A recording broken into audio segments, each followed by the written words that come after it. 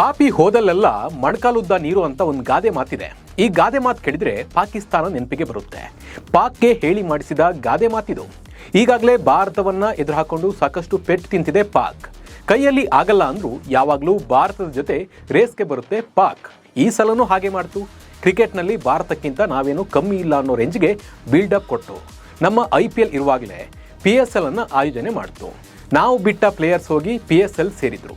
ಆದರೆ ಈಗ PSLನಲ್ಲಿ ಆಡ್ತಾ ಇರೋ ಫಾರಿನ್ ಪ್ಲೇಯರ್ಸ್ ಮತ್ತೆ IPLಗೆ ಬರೋಕೆ ರೆಡಿಯಾಗಿದ್ದಾರೆ.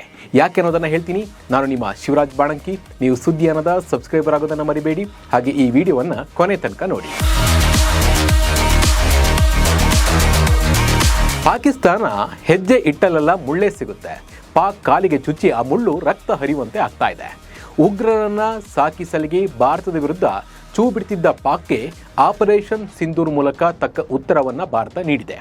ನಮ್ಮಲ್ಲಿ ಹೇಗೆ IPL ನಡೀತಿದೆಯೋ ಪಾಕ್ನಲ್ಲಿ PSL ನಡೀತಾ ಇದೆ.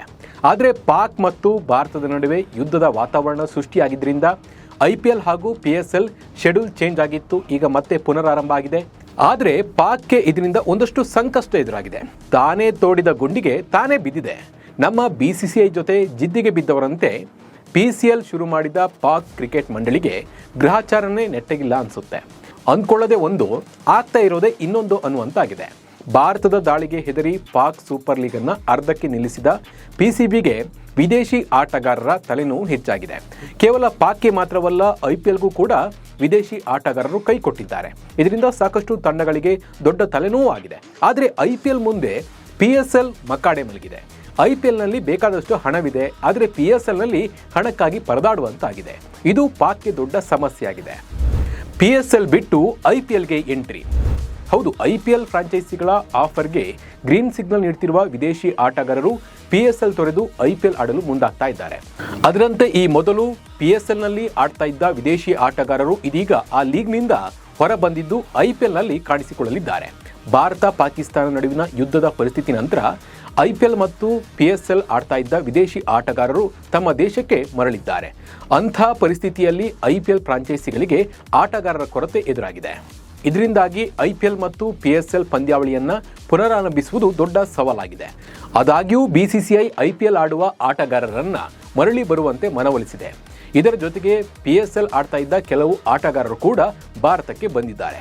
ವಾಸ್ತವವಾಗಿ ಬಾಬರ್ ಅಜಮ್ ನಾಯಕತ್ವದ ಪೇಶಾವರ್ ಝಲ್ಮಿ ಪರ ಆಡ್ತಾ ಇದ್ದ ಆಸ್ಟ್ರೇಲಿಯಾದ ಆಟಗಾರ ಮಿಚೆಲ್ ಓವನ್ ಮಧ್ಯದಲ್ಲೇ ತಂಡವನ್ನು ತೊರೆದು ಇದೀಗ ಮೇ 17ರಿಂದ ಆರಂಭವಾಗುವ IPLನಲ್ಲಿ ಪಂಜಾಬ್ ಕಿಂಗ್ಸ್ ತಂಡದ ಪರ ಆಡಲಿದ್ದಾರೆ. ಪಂಜಾಬ್ ತಂಡವು ಗ್ಲೆನ್ ಮ್ಯಾಕ್ಸ್ವೆಲ್ ಬದಲಿಗೆ ಮಿಚೆಲ್ ಓವನ್ ಅವರನ್ನು ಬದಲಿಯಾಗಿ ಸೇರಿಸಿಕೊಂಡಿತ್ತು. PSL ಫೈನಲ್ ನಂತರ ಅವರು ಭಾರತಕ್ಕೆ ಬರಲಿದ್ರು. ಆದರೆ ಅವರು ಪಾಕಿಸ್ತಾನಕ್ಕೆ ಹಿಂದಿರುಗುವ ಬದಲು ಭಾರತಕ್ಕೆ IPL ಆಯ್ಕೆ ಮಾಡಿಕೊಂಡಿದ್ದಾರೆ. ಮತ್ತೊಂದು ಕಡೆ ಕುಸಲ್ ಮೆಂಡಿಸ್ ಗುಜರಾತ್ ಟೈಟನ್ಸ್ ಜೊತೆ ಒಪ್ಪಂದಕ್ಕೆ ಸಹಿ ಹಾಕುವ ಮೂಲಕ ಶಾಕ್ ಅನ್ನು ನೀಡಿದ್ದಾರೆ. ಗುಜರಾತ್ ತಂಡ ಬಟ್ಲರ್ ಬದಲಿಗೆ ಇವರನ್ನ ಸೇರಿಸಿಕೊಂಡಿದೆ. ಉಳಿದ ಪಂದ್ಯಗಳಿಗೆ ಬಟ್ಲರ್ ಭಾರತಕ್ಕೆ ಹಿಂದಿರುಗುವುದಿಲ್ಲ. ಆದ್ದರಿಂದ ಮೆಂಡಿಸ್ ಅವರು ಆ ಸ್ಥಾನವನ್ನು ಅಲಂಕರಿಸಲಿದ್ದಾರೆ. ಪ್ರಸ್ತುತ ಇಬ್ಬರು ಆಟಗಾರರು ಎಷ್ಟು ಹಣವನ್ನ ಪಡೆದಿದ್ದಾರೆಂದು ತಿಳಿದಿಲ್ಲ. ಆದರೂ ಖಂಡಿತವಾಗಿಯೂ PSLಗಿಂತ ಹೆಚ್ಚಿನ ಹಣವನ್ನ ನೀಡಿರುವುದಂತೂ ಪಕ್ಕ. ಪಾಕಿಸ್ತಾನಕ್ಕೆ ದೊಡ್ಡ ಹೊಡೆತ ಓವರ್.